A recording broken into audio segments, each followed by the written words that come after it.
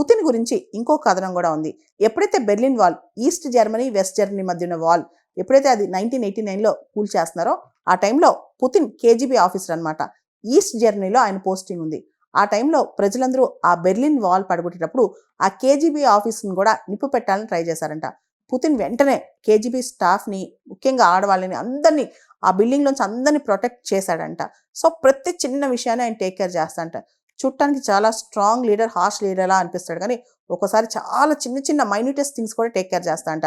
ఇక్కడ ఇంకో కథ కూడా ఉందన్నమాట. ఒక ఇంటర్వ్యూర్ పుతిన్ అడుగుతాడు, నువ్వు అసలు ఫర్గ్యూ చేయవా, క్షమాగుణం ఉండదా, నువ్వు ఇంత కఠినంగా ఉంటావంటే పుతిన్ ఒక మాట అంట, నేను చాలాసార్లు క్షమిస్తాను, చాలామందిని ఫర్గ్యూ చేస్తాను, కానీ మోసాన్ని అస్సలు ఫర్గ్యూ చేయను, బిట్రేయల్ని అస్సలు ఫర్గ్యూ చేయను, నన్ను బిట్రే చేసేవాడి అంతు చూసేదాకా వదలనని చెప్పి పుతిన్ చెప్తాడంట. అంటే ఒక లీడర్లో ఎక్కడ స్ట్రెంగ్త్ ఉండాలి, ఎక్కడ వీక్నెస్ ఉండాలి, ఇవన్నీ చూస్తే పుతిన్ చాలా తప్పులే చేసి ఉండొచ్చు, కానీ ఆయన నుంచి మనం నేర్చుకోవాల్సిన లక్షణాలు కూడా చాలా ఉన్నాయి.